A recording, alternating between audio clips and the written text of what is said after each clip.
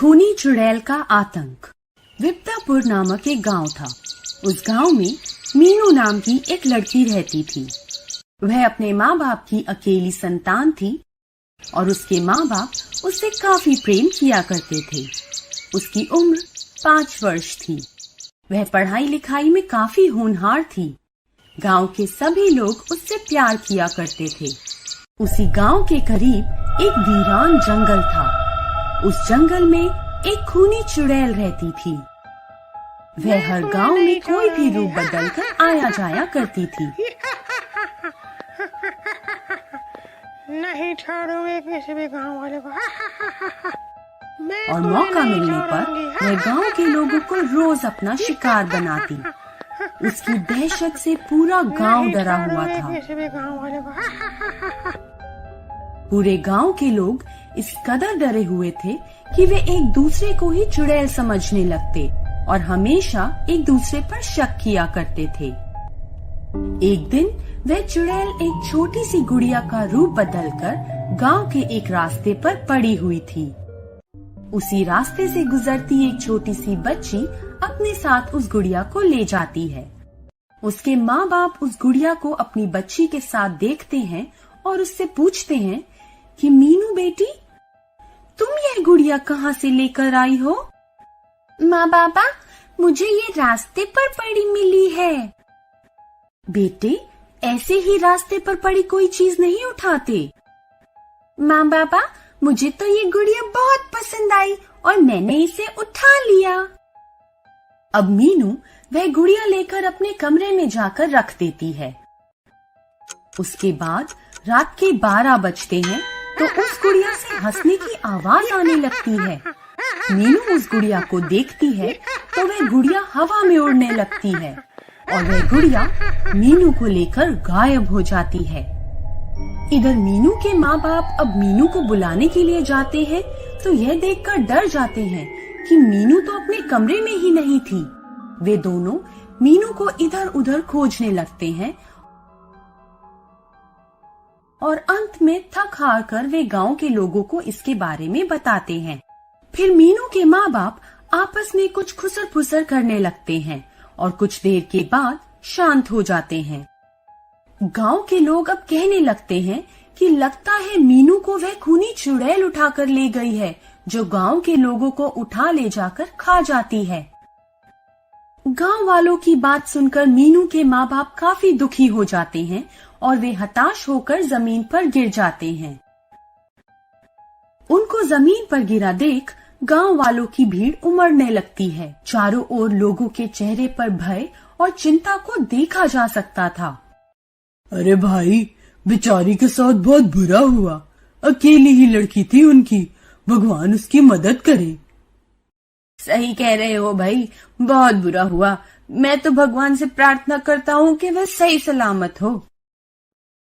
अरे, अब जिंदा होगी तब ना। उस खूनी चुड़ैल ने सबको ही खा लिया है। हाँ भाई, सही कह रहे हो। लगता है वो खूनी चुड़ैल हमको भी नहीं छोड़ेगी। अरे गांव के लोगों, मैं तो यह कहूंगी कि हम सभी को सिद्ध बाबा के पास जाना चाहिए। सिद्ध बाबा गांव के समीप एक कोने में रहते थे।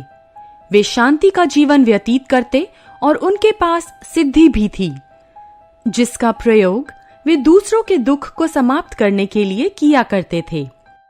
हाँ भाई, ये सही कह रही है।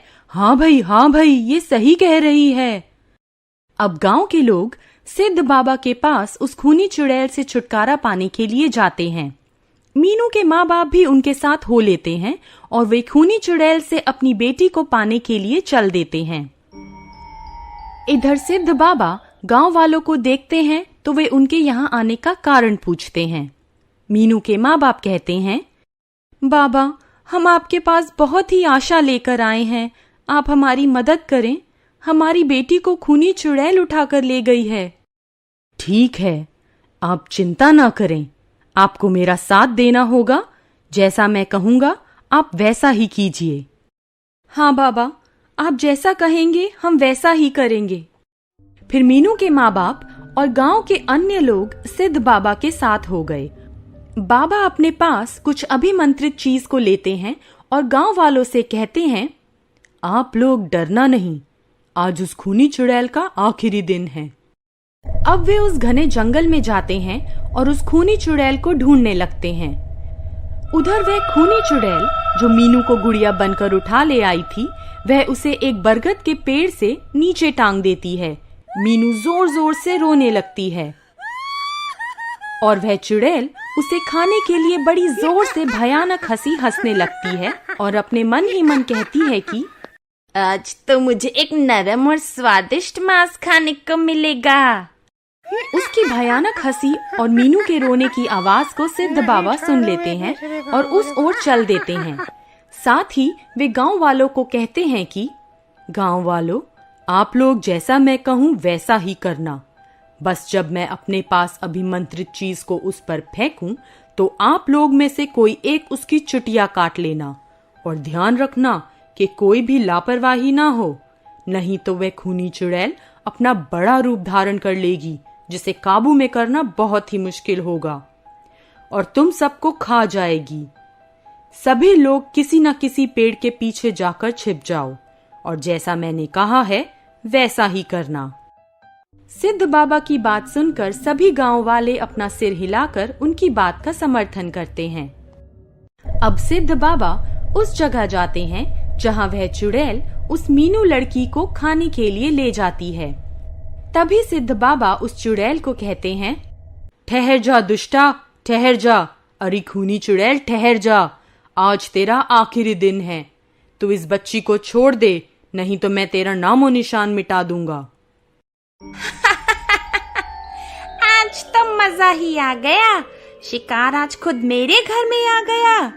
मैं तुझे इस लड़की से पहले ही खा जाऊंगी। और वह चुड़ैल अपना बड़ा सा हाथ सिद्ध बाबा की ओर कर देती है। तभी सिद्ध बाबा वह अभिमंत्रित चीज उस पर छिड़क देते हैं, जिससे उसका हाथ जलने लगता है। वह अब सिद्ध बाबा को मारने के लिए आगे बढ़ती है, तो वह सिद्ध बाबा जोर जोर से कोई मंत्र पढ़ते हैं। उस मंत्र की ध्वनि उस खूनी चुड़ैल के कानों में जाती है, जिसको वह सहन नहीं कर पाती और कहती है, बंद कर, ये मंत्र बोलना बंद कर, मैं तुझे जिंदा छोड़ दूंगी। सिद्ध बाबा लगातार उस मंत्र को बोलना जारी रखते हैं और कुछ ही देर बाद वह खूनी चुड़ैल बेहोश हो जाती है। तभी सिद्ध बाबा गांव के लोगों को आवाज लगाते हैं, आओ गांव के लोगों, ये चुड़ैल बेहोश हो गई है, इसकी चोटी काट लो, जल्दी करो, नहीं तो वह होश में आ जाएगी। तभी गांव का एक आदमी आता है और मन ही मन में सोचते हुए कहता है, हे भगवान, आप मेरी मदद करो, उस बच्ची की जान बचाने के लिए इस चुड़ैल को मारना होगा। और वह अपने पास से एक चाकू निकालता है और उस चुड़ैल की चोटी काट लेता है। उसकी चोटी कटते ही वह बेहोश खूनी चुड़ैल होश में आ जाती है और जोर जोर से चिल्लाने लगती है। उसकी चीख दर्दनाक आवाज में बदल जाती है और उसका अंत हो जाता है। इसके बाद गांव के लोग उस लड़की को बरगद के पेड़ से नीचे उतारते हैं। उसे सकुशल उसके माँ बाप के पास ले जाते हैं। मीनू को जिंदा देखकर उसके माँ बाप उसे गले से लगाकर बार बार उसको चूमते हैं और गांव के लोग आपस में बात करते हैं कि चलो, भगवान उस खूनी चुड़ैल का नाश हो गया।